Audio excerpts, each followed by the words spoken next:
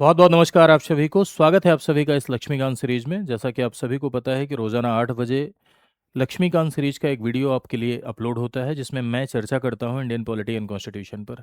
इससे पहले की कुछ क्लासेज हुई हैं, उसको आप प्लेलिस्ट सेक्शन में जाकर देख लीजिए। सारी की सारी क्लासेज इसके पहले की मौजूद हैं। सबसे पहले हम लोगों ने पढ़ा था मेकिंग ऑफ कॉन्स्टिट्यूशन यानी संविधान का निर्माण, उससे संबंधित 2 क्लासेज हुई थी। उसके बाद फीचर्स ऑफ द कॉन्स्टिट्यूशन, संविधान की विशेषताएं, उससे रिलेटेड 3 क्लासेज हुई हैं। और अभी आपका राइट नाउ चल रहा है प्रियम्बल यानी प्रस्तावना।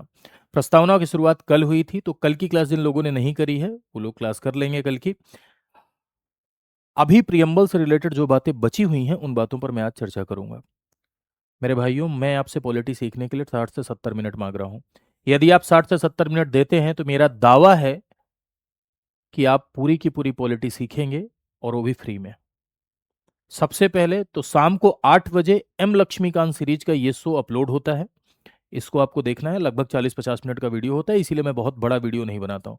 बहुत बड़ा वीडियो न बनाने के पीछे का मेरा ऑब्जेक्टिव यही होता है कि आप सब कंफर्टेबली उसको देख सकें, किसी को कोई असुविधा ना हो। और दूसरा, रोजाना सुबह 7 बजे एक 20 मिनट शो अपलोड होता है जिसमें मैं 4 सवाल के साथ 40 बातें बताता हूँ। 4 सवाल के साथ 40 बातें इसलिए बताता हूँ क्योंकि एक प्रश्न की व्याख्या में अगर सब कुछ समाहित कर दिया जाए तो आपके लिए बहुत बढ़िया हो जाता है। दोनों को मिलाकर 60-70 मिनट अगर आप रोजाना देंगे 2.5 से 3 महीने तक, तो मेरा दावा है कि आप बढ़िया सीखेंगे, अगर आप ईमानदारी से देंगे तो।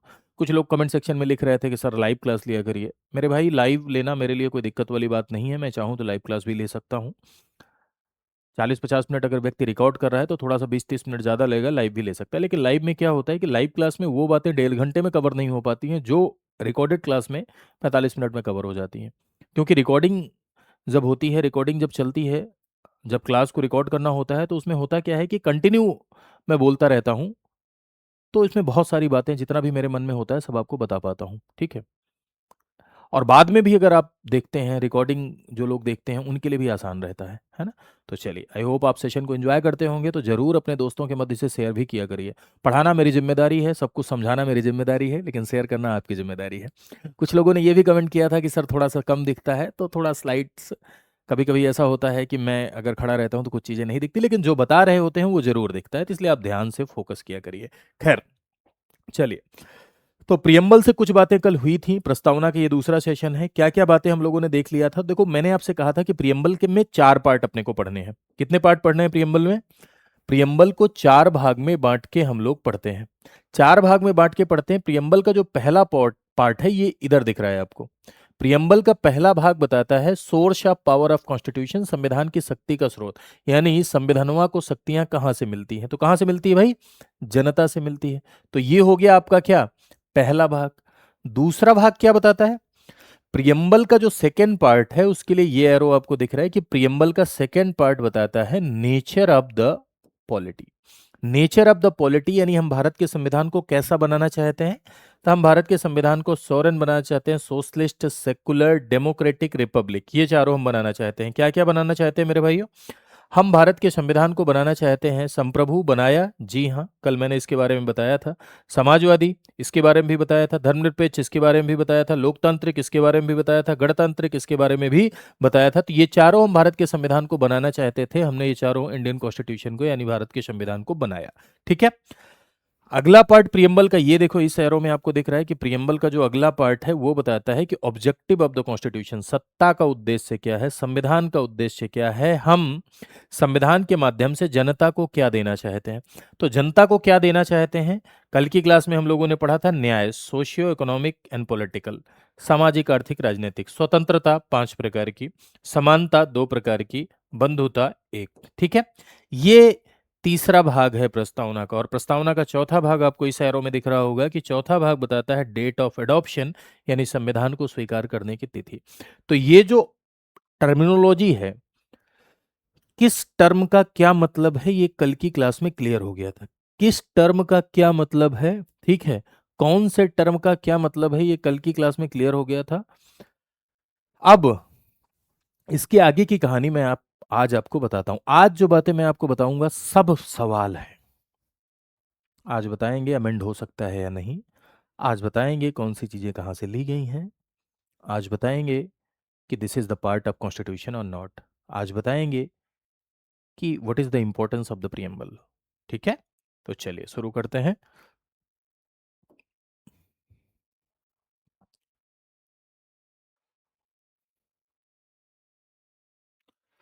तो सबसे पहले मेरे भाई, इंपॉर्टेंस ऑफ द प्रियम्बल। तो this is the soul of constitution, संविधान की आत्मा है। इसमें एक बात समझिएगा, एक सवाल आपके यहाँ पूछा जाता है कि संविधान की आत्मा क्या है और किसी का नाम नहीं लिखा है। और अगर आपसे पूछ लिया जाए कि संविधान की आत्मा क्या है और किसी का नाम नहीं लिखा है, तो ऐसे में आप हमेशा प्रियम्बल टिक करके आएंगे। अगर आपसे पूछ लिया जाए कि ठाकुरदास भार्गव ने संविधान की आत्मा किसे कहा, तो प्रियम्बल को कहा, यानी प्रस्तावना को कहा। एम हिदायतुल्लाह ने संविधान की आत्मा यानी सोल ऑफ कॉन्स्टिट्यूशन किसे कहा, प्रियम्बल को कहा। लेकिन डॉक्टर अंबेडकर के अकॉर्डिंग, डॉक्टर अंबेडकर ने किसे संविधान की आत्मा कहा, तो आर्टिकल 32 को कहा, यानी अनुच्छेद 32 को कहा। संविधान की आत्मा अनुच्छेद 32 को कहा किसने, डॉक्टर अंबेडकर ने। तो अकॉर्डिंग टू डॉक्टर अंबेडकर अगर पूछा जाएगा तो आर्टिकल 32 टिक करके आएंगे, लेकिन ठाकुरदास भार्गव, एम हिदायतुल्लाह पूछा जाएगा तो आप प्रियम्बल टिक करके आएंगे, और किसी का नाम नहीं लिखा रहेगा तो आप प्रियम्बल टिक करके आएंगे। ये संविधान की आत्मा है, ये संविधान की सपना है। ठीक है। Preamble deals with the philosophy and basic values, यानी प्रियम्बल क्या बताता है, फिलोसफी, ये संविधान का दर्शन है। संविधान का दर्शन इसलिए है क्योंकि कॉन्स्टिट्यूशन यहाँ से इंस्पायर होता है। ठीक है। ऐसे मूल्य जो हम भविष्य में अचीव करना चाहते हैं, ऐसी वैल्यूज जो हम भविष्य में अचीव करना चाहते हैं, वो यहाँ प्रेमबल को दिखाई पड़ती है। एक बड़ी अच्छी लाइन कही जाती है जो मुझे भी बहुत अच्छी लगती है, आपको भी बहुत अच्छी लगती होगी। यदि आप अपने संविधान निर्माताओं की सोच को देखना चाहते हैं, यदि आप अपने संविधान निर्माताओं के माइंडसेट को पढ़ना चाहते हैं, यदि आप अपने संविधान निर्माता क्या करना चाहते हैं, थे क्या उनका सपना था, ये देखना चाहते हैं, तो आप प्रस्तावना को पढ़िए, आप प्रियम्बल को पढ़िए। प्रस्तावना में संविधान निर्माताओं की सोच दिखाई पड़ती है, यानी expression of the inspiration and dreams of the formers of the constitution, framers of the constitution. हमारे फाउंडिंग फादर्स का मन मस्तिष्क प्रस्तावना में दिखाया पड़ता है। कन्हैयालाल मणिकलाल मुंशी ने कहा कि ये हमारे संप्रभु प्रजातांत्रिक गणराज्य का भविष्य पल है, horoscope of our sure and democratic republic, means जन्म कुंडली है। जब आप पंडित को अपना कुंडली दिखाते हैं तो पंडित जी क्या बताते हैं, अरे तुम राजा बनोगे, प्रधानमंत्री बनोगे, 3 शादियां होंगी, है ना, सिंगापुर जाओगे, वहां स्विमिंग पूल है। ठीक है। मतलब आपका भविष्य बताते हैं ना, कुंडली देख के आपके भविष्य का पता चलता है, वैसे प्रियम्बल देख के कॉन्स्टिट्यूशन के फ्यूचर का अंदाजा लगता है।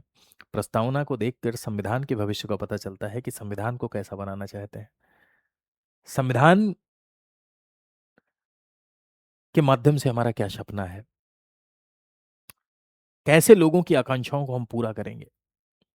पंडित ठाकुरदास भार्गव ने कहा कि दो most valuable part of the constitution, ये संविधान का क्या है, सबसे वैल्यूएबल पार्ट है, ये सोल ऑफ कॉन्स्टिट्यूशन है, संविधान की आत्मा है, और की टू द कॉन्स्टिट्यूशन है, यानी संविधान की कुंजी है। अल्लादी कृष्णा स्वामी अय्यर ने कहा कि हमारे दीर्घकालिक सपनों का विचार है, दीर्घकालिक सपनों का विचार है, यानी भविष्य के लिए हम जो सपना देख रहे हैं, preamble to our constitution express what we had thought और ड्रीम सो लॉन्ग, यानी जो हम फ्यूचर के लिए सपना देख रहे हैं वो सपना यहाँ पर दिखाई पड़ रहा है। तो this is the importance of the preamble. Means में अगर कोई सवाल आता है इंपॉर्टेंस का, तो यहाँ से आप इन कंटेंट को कॉपी कर सकते हैं, यानी इन कंटेंट को आप लिख सकते हैं। अब अगला सवाल ये होता है कि एक सवाल उठा कि preamble is a part of constitution और नॉट, प्रस्तावना संविधान का भाग है या नहीं। तो देखिए, अगर मान लो ऐसा कोई सवाल खड़ा होता है कि preamble is a part of constitution और नॉट, प्रस्तावना संविधान का भाग है या नहीं, प्रियम्बल इज अ पार्ट और नॉट, तो ये सॉल्व कैसे होगा। तो संविधान का अंतिम व्याख्याता, final interpreter of the constitution कौन है, सुप्रीम कोर्ट है। सुप्रीम कोर्ट संविधान का अंतिम व्याख्याता है, तो ये मसला सुप्रीम कोर्ट में गया। सबसे पहले एक केस था जिसका नाम था वेरुवरी यूनियन केस 1960। वेरुवरी यूनियन केस 1960, ये वेरुवरी केस रिलेटेड है पश्चिम बंगाल का एक माफ कीजिएगा, बंगाल रीजन का एक क्षेत्र था वेरुवरी। भारत और पाकिस्तान के बीच में एक एग्रीमेंट हुआ था कि वेरुवरी को पाकिस्तान को दिया जाना था, और जब दिया जाने लगा तो उसी से रिलेटेड बवाल हुआ। तो राष्ट्रपति ने सुप्रीम कोर्ट से सलाह ली, वही मामला है वेरुवरी यूनियन मामला 1960। वेरुवरी केस में ऑनरेबल सुप्रीम कोर्ट ने कहा कि preamble is not part of constitution, प्रस्तावना संविधान का भाग नहीं है। साथ ही साथ इसी में सुप्रीम कोर्ट ने यह भी स्पष्ट किया कि this is not source of power of legislature, this is not source of power of executive. ना ही ये ना ही ये संविधान का भाग है, ये कॉन्स्टिट्यूशन का पार्ट नहीं है, एज वेल एज ये विधायिका की शक्ति का स्रोत नहीं है। विधायिका की शक्ति का स्रोत नहीं है, यानी कानून बनाने की संस्था को इससे कोई शक्ति नहीं मिलती। लॉ बनाने की संस्था को इससे कोई पावर नहीं मिलती, कानून बनाने की संस्था को इससे कोई शक्ति नहीं मिलती।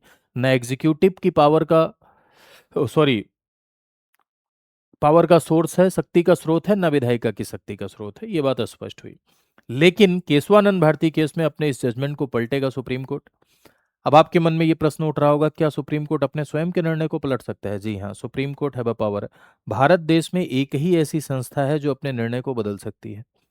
अब भारत देश में एक ऐसी संस्था है जो अपने निर्णय को बदल सकती है, वो है स्वयं सुप्रीम कोर्ट। सुप्रीम कोर्ट के पास अपने स्वयं के निर्णय को रिव्यू करने की पावर है under article 137 of the constitution. Kesavananda Bharati case 1973, ये बहुत ही लैंडमार्क जजमेंट है भारत के न्यायपालिका के इतिहास में।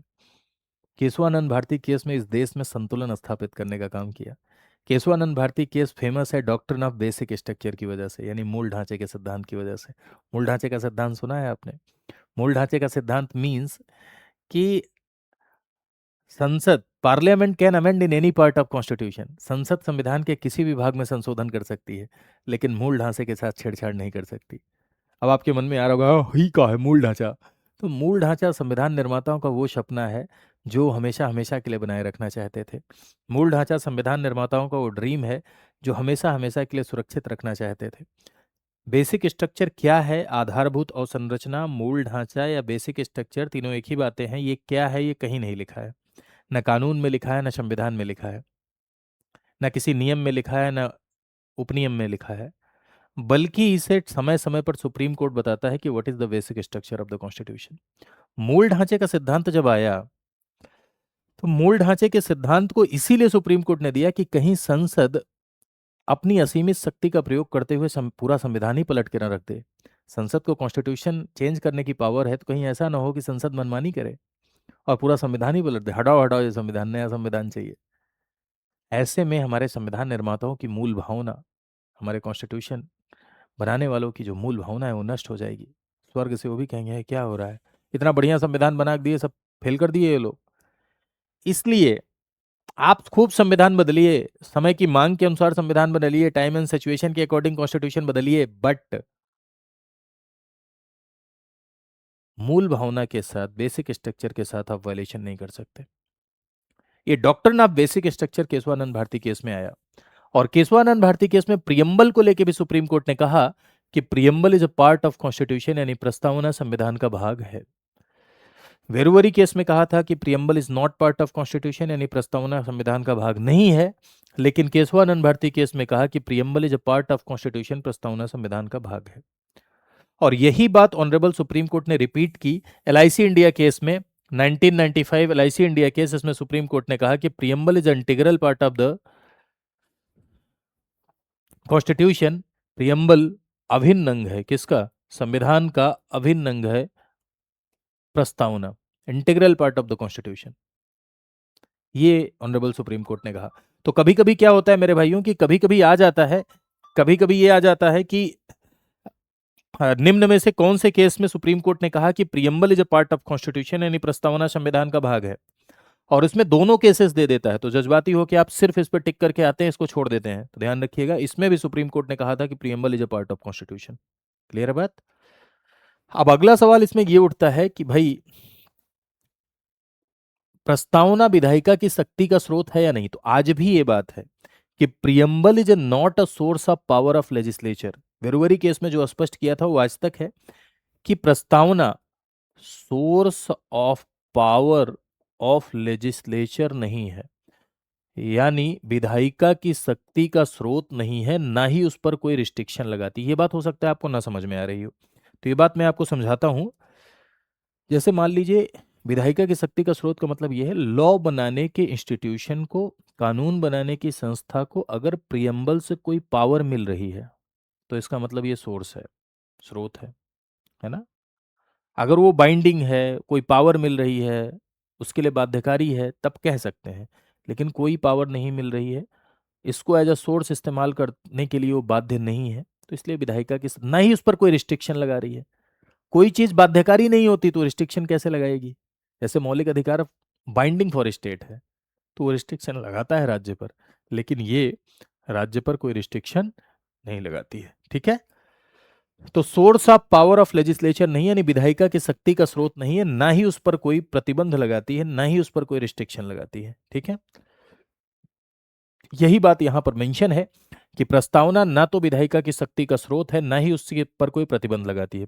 प्रियम्बल ना तो source of power of legislature है, ना ही उस पर क्या लगाती है, रिस्ट्रिक्शन लगाती है। ठीक है, प्रियम्बल नॉट इन्फोर्सिएबल है, इसे न्यायालय में चुनौती नहीं दी जा सकती, यानी इसे न्यायालय में नॉन जस्टिसिएबल है या नॉन इन्फोर्सिएबल है।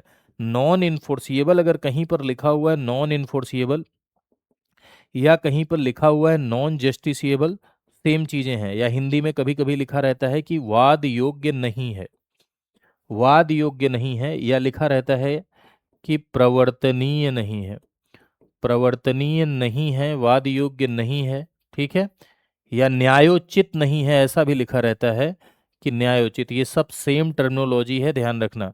प्रियम्बल न्यायोचित नहीं है, ठीक है, प्रवर्तनीय नहीं है, वाद योग्य नहीं है। इसका क्या मतलब है, non justiciable in any court of law, इसका क्या मीनिंग है? इसका मतलब ये है कि इसे आप कोर्ट में जाके क्लेम नहीं कर सकते, यानी न्यायालय में जाके दावा नहीं कर सकते। जैसे मान लीजिए कि संविधान में कहीं लिखा है कि रोज सुबह सो के उठेंगे तो आपको एक रसगुल्ला मिलेगा, कॉन्स्टिट्यूशन में लिखा है जैसे सो के उठेंगे एक रसगुल्ला मिलेगा।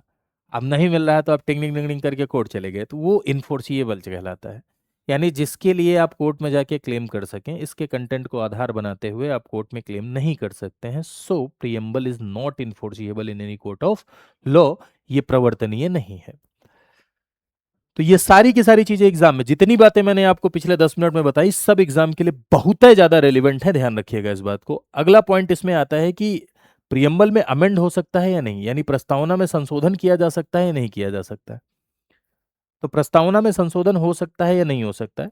तो वेरुवरी केस में यदि आप देखें, तो वेरुवरी केस में सुप्रीम कोर्ट ने कहा था कि प्रस्तावना में, प्रस्तावना पार्ट नहीं है, प्रियम्बल इज नॉट पार्ट।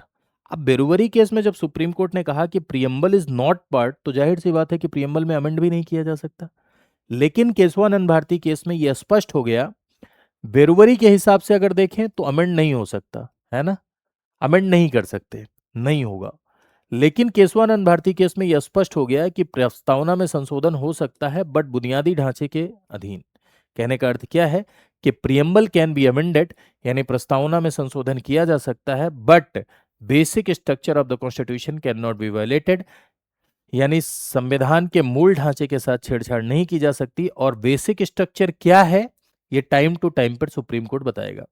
अब आपके मन में एक प्रश्न उठ रहा होगा कि कुछ बेसिक स्ट्रक्चर बताइए, अगर कभी सुप्रीम कोर्ट ने कुछ बताया हो थोड़ा बहुत तो। क्या किसी ऐसे पर्टिकुलर पॉइंट को सुप्रीम कोर्ट ने आज तक बेसिक स्ट्रक्चर डिक्लेयर किया है? तो जी हाँ, जैसे प्रियम्बल में ही एक वर्ड है सेकुलरिज्म। एशआर बम्बई केस में सुप्रीम कोर्ट ने कहा कि this is the basic structure of the constitution. Article 32, article 226 को सुप्रीम कोर्ट ने basic structure of the constitution declare किया है। 222, सॉरी, 226 को और 32 को। As well as independence of the judiciary, न्यायपालिका की स्वतंत्रता basic structure of the constitution है। तो समय समय पर सुप्रीम कोर्ट बताती है कि what is basic structure and what is not basic structure. तो आपसे अगर मैं पूछूं कि क्या प्रियम्बल में अमेंड हो सकता है, क्या प्रस्तावना में संशोधन हो सकता है, तो आप क्या कहेंगे?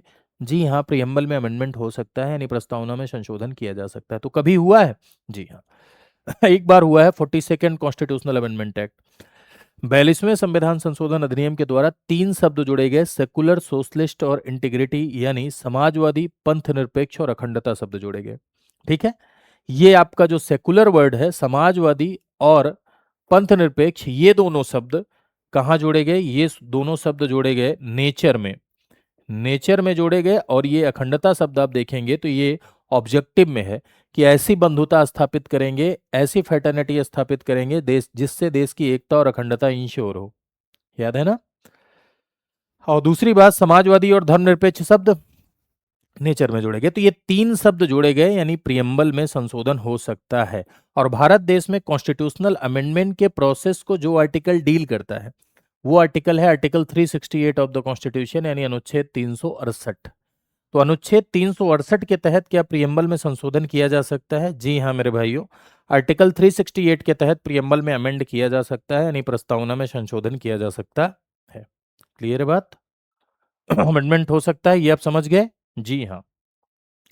अब कुछ फैक्चुअल डेटा प्रियम्बल से रिलेटेड मैं पूरा रिवाइज कर दे रहा हूँ, जितना प्रियम्बल में मैंने पढ़ाया उसमें कुछ फैक्चुअल डेटा जो पहले पढ़ चुके हैं वो भी रिवाइज कर दे रहा हूँ, और दूसरा कुछ बातें ऐसी हैं जो एक्स्ट्रा हैं वो भी मैं आपको बता दे रहा हूँ, जो आपके यहाँ पूछी जाती हैं एग्जामिनेशन में, जो जनरली पूछी जाती हैं, जो फैक्ट है, फैक्ट के रूप में जो आपके यहाँ पूछा जाएगा वो पूरा का पूरा एक बार में मैं रिवाइज कर रहा हूँ आपके लिए, ठीक है? तो ध्यान से इसको अगले 5 मिनट तक सुनिएगा।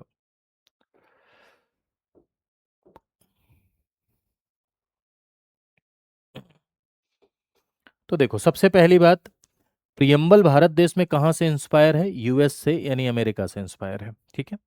प्रियम्बल में ये जो आइडियल ऑफ जस्टिस आपने पढ़ा, आइडियल ऑफ जस्टिस यानी न्याय का आदर्श पढ़ा ना, 3 प्रकार के न्याय की बात की गई है।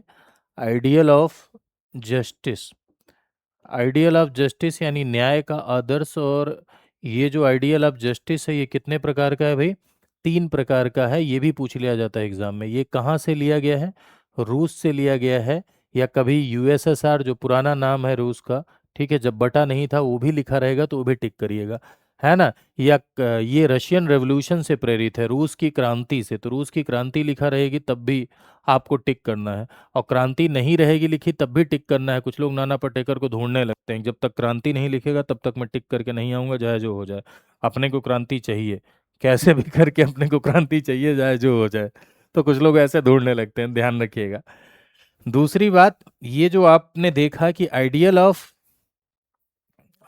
Of equality, liberty and fraternity, that means कि समानता, स्वतंत्रता और बंधुता का आदर्श, समानता, स्वतंत्रता और बंधुता का आदर्श, ये आपने पढ़ा। बंधुता का आदर्श ये कहाँ से लिया गया है? तो समानता, स्वतंत्रता और बंधुता के आदर्श की बात यदि की जाए मेरे भाइयों, तो दिस इज इंस्पायर्ड फ्रॉम, ये फ्रेंच रेवोल्यूशन से ली गई है, यानी रेवोल्यूशन ऑफ फ्रेंच रेवोल्यूशन से, यानी कि ये फ्रांस की क्रांति से लिया गया है। स्वतंत्रता, समानता और बंधुता का आदर्श आपका जो है ये फ्रांस की क्रांति से है, फ्रेंच रेवोल्यूशन से है। समानता कितने प्रकार की? दो, equality of status and opportunity, प्रतिष्ठा और अवसर, ये 5 प्रकार की आपकी क्या? स्वतंत्रता, विचार, अभिव्यक्ति, धर्म, विश्वास, उपासना। साथ ही साथ अगर आपसे कहा जाए कि प्रस्तावना की भाषा की भावना, है ना, भाषा की जो भावना है प्रस्तावना की, वो कहाँ से ली गई है? तो ये जो लैंग्वेज, ठीक है, लैंग्वेज यानी भाषा की भावना, ये कहाँ से ली गई है मेरे भाई? तो ये ली गई है ऑस्ट्रेलिया से, ठीक है। प्रस्तावना की भाषा की भावनाएं कहाँ से ली गई हैं? ऑस्ट्रेलिया से ली गई हैं। पूरा का पूरा प्रियम्बल का विचार, प्रस्तावना का विचार कहाँ से प्रेरित है? तो प्रस्तावना का जो विचार है आपका वो यूएस से इंस्पायर है, यानी अमेरिका से प्रेरित है। प्रियम्बल संविधान का इंट्रोडक्शन है। क्या ये संविधान का परिचय है? जी हाँ, नानी पालकी वाला ने भी कहा कि ये परिचय है, ठीक है। के एम मुंशी ने कहा कि ये भविष्य फल है, जन्म कुंडली है भारतीय गणराज्य की। अल्लादी कृष्णा स्वामी अय्यर ने कहा कि ये दीर्घकालिक सपनों का विचार है। दीर्घकालिक सपनों का विचार है, यानी भविष्य में जो हम सपना देख रहे हैं वो यहाँ पर।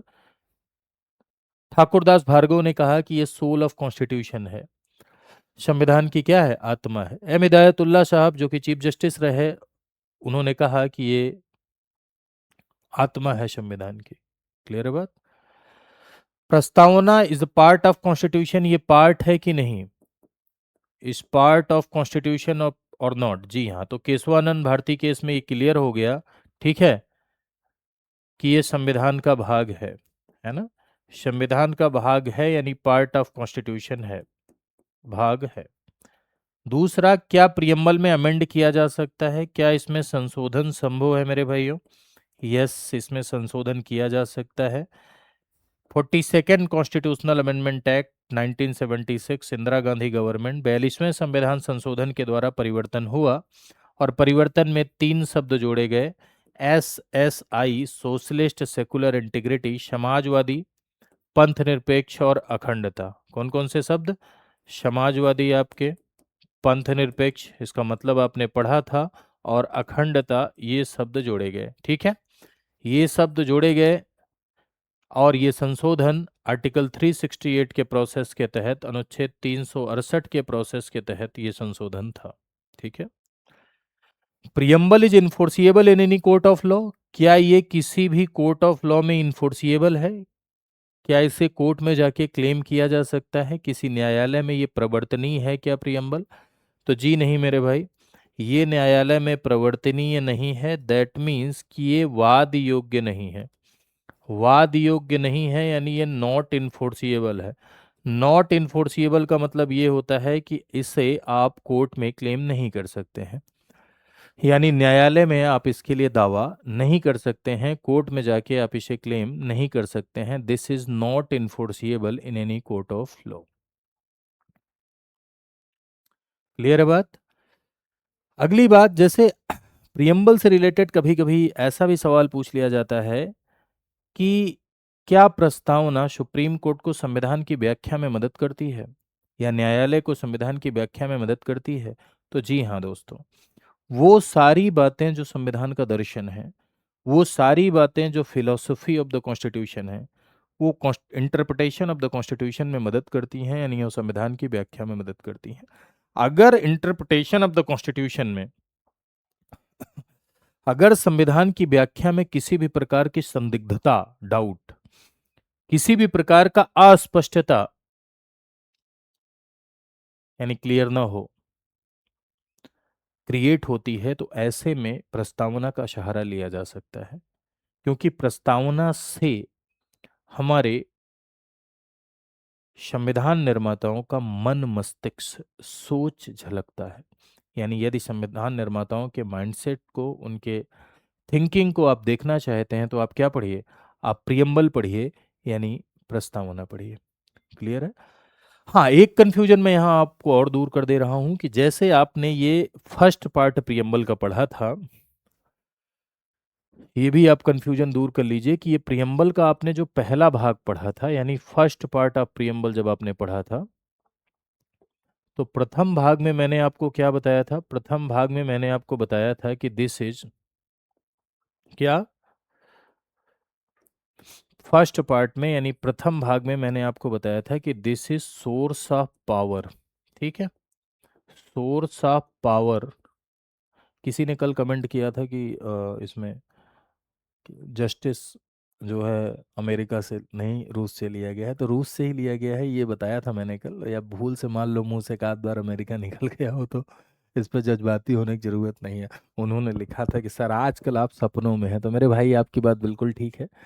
ऐसा इसलिए होता है कि देखो कभी कभी जब क्लासेस ज़्यादा होती हैं, है ना, इस समय क्या है कि मेरी क्लासेस बहुत ज़्यादा हैं थोड़ी, है ना, पेड क्लासेस जो होती हैं ना, जो आरंभ वाले बैचेस चलते हैं, तो उसमें भी क्लासेस कंटिन्यू चल रही हैं। तो क्लासेस थोड़ी ज़्यादा होने की वजह से हो जाता क्या है कि बोलते बोलते बोलते बोलते एकदम आदमी विचारशील हो जाता है, और उसमें बोलना कुछ चाहता है, मुंह से निकल कुछ जाता है, और बाद में इस बात का आभास भी नहीं होता है कि आप क्या बोल चुके हैं। ठीक है, तो ऐसी भी चीज़ें कभी कभी हो जाती हैं। तो आई होप आप इस बात को समझेंगे।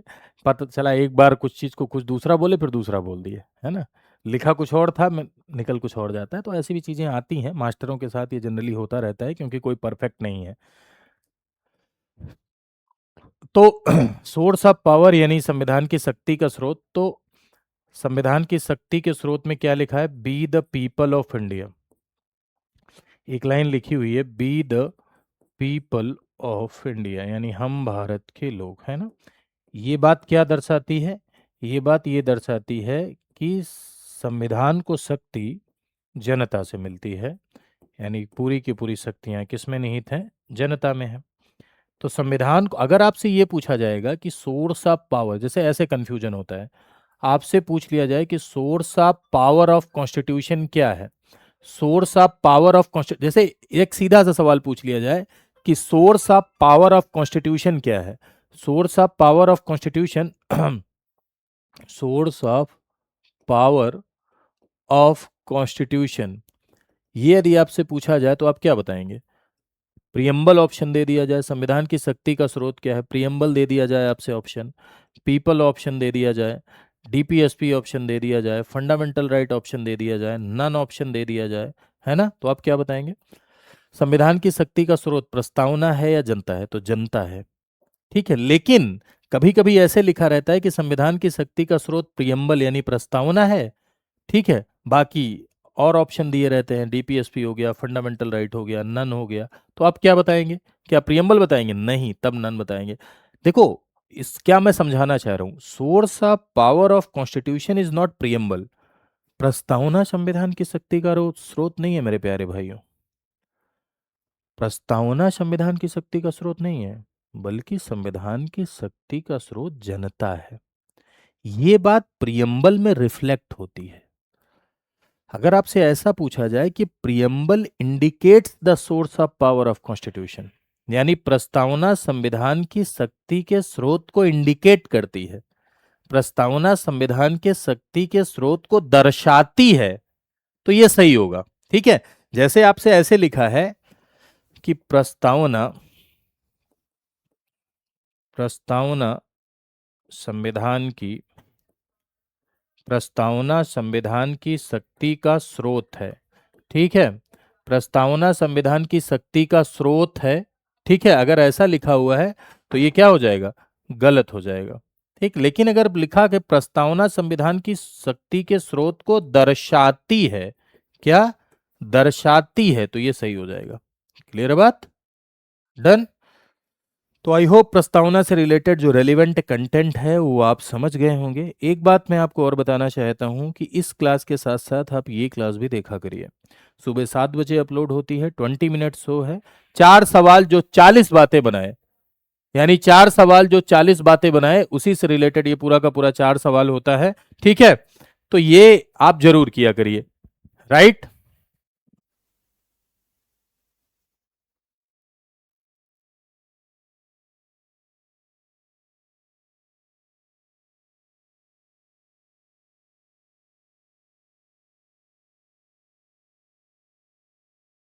समझ गए भाई?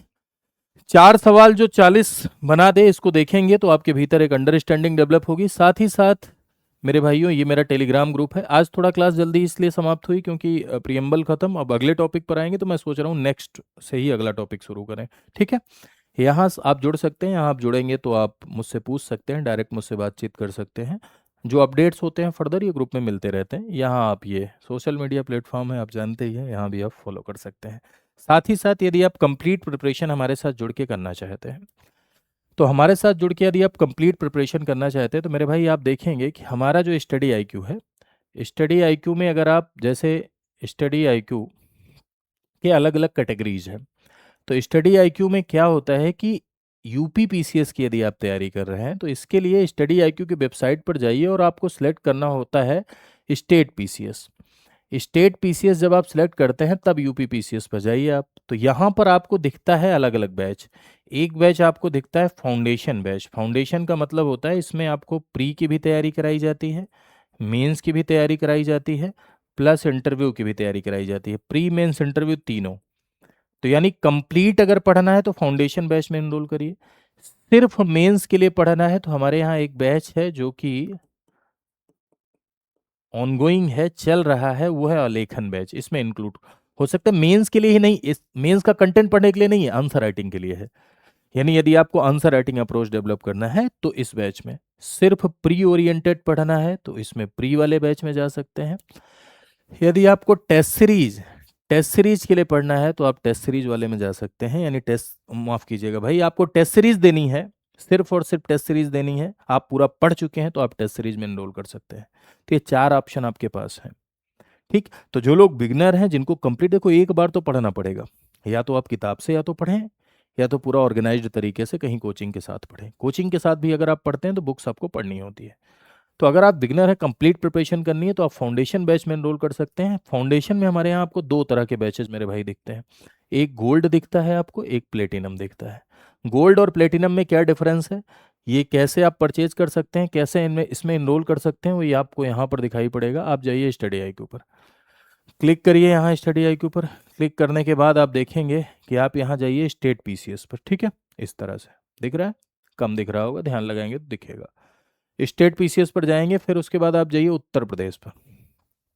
उत्तर प्रदेश पर जब आप जाएंगे तो यहाँ पर देखिए आरंभ 18.0 आपको दिखेगा। आरंभ 18.0 आपको दिखेगा। अभी इस समय क्या है कि हमारे यहाँ एक सेल भी चल रही है, और इस सेल के तहत आपको डिस्काउंट भी मिल रहा है। तो आरंभ 18.0 पे जब आप जाएंगे तो आप देखेंगे कि यहाँ बैच के सारे फीचर्स आप जान सकते हैं। देखिए जितने भी फीचर यहाँ लिखे हुए हैं सारे के सारे फीचर आप देख सकते हैं। गोल्ड और प्लेटिनम में क्या डिफरेंस है, देखिए गोल्ड क्या है।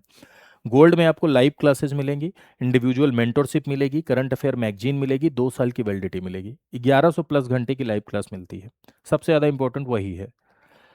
दूसरी बात, प्लेटिनम में लाइव क्लास 1100 प्लस घंटे की मिलती है, मेंटोरशिप भी मिलती है, करंट अफेयर मैगजीन भी मिलती है, इंटरव्यू गाइडेंस प्रोग्राम भी मिलता है, और वैलिडिटी इसकी 4 साल होती है। प्लेटिनम और गोल्ड में डिफरेंस ये है कि प्लेटिनम की वैलिडिटी 4 साल है। प्लेटिनम में एक फाउंडेशन बैच एक्स्ट्रा मिलता है जो गोल्ड में नहीं मिलता। प्लेटिनम में प्री का एक क्रैश कोर्स, एक एमसीक्यू यानी मल्टीपल चॉइस क्वेश्चन का कोर्स मिलता है जो कि गोल्ड में नहीं मिलता। प्लेटिनम में एक आपको एनसीईआरटी का कोर्स मिलता है जो कि गोल्ड में नहीं मिलता। प्लेटिनम में किताबें आपके घर जाती हैं, गोल्ड में नहीं जाती हैं। प्लेटिनम में ग्रुप मेंटरशिप भी फैकल्टीज के द्वारा होती है। तो पूर्ण अप्रोच के लिए प्लेटिनम आप ट्राई कर सकते हैं, साथ साथ यहाँ से डाउनलोड करके आप जान सकते हैं कैसे लेना है, किस तरह से बैच लेना है, दिक्कतें आ रही है, समस्या आ रही है, कैसे क्लासेस करनी है, क्या मॉड्यूल है, कैसे शुरुआत करें। ये सब जानने के लिए आप कॉल करिए 9289996923 पर। किस पर कॉल करना है? 9289996923, यहाँ कॉल करिए।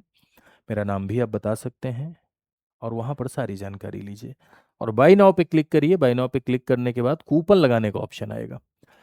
कूपन में आप फैकल्टी कूपन लगाइए। जैसे मेरा एक कोड है, भाई किसी का भी कोड लगाइए, इसमें श्रद्धा के ऊपर है आपके, आप चाहे जिसका चाहे उसका लगाएं। VL लाइव, ठीक है। VL लाइव आप लगाइए, देखिए ये देखो धड़धड़ा के ऑफ हो गया 8,999 रुपये। 8,999 रुपये ऑफ हुआ इधर, और इधर भी आपका ऑफ हुआ 14,999 रुपये।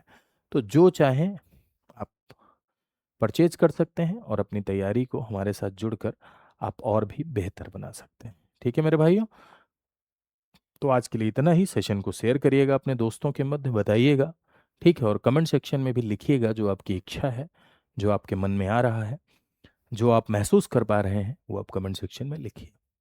Thank you so much to all of you. नमस्कार।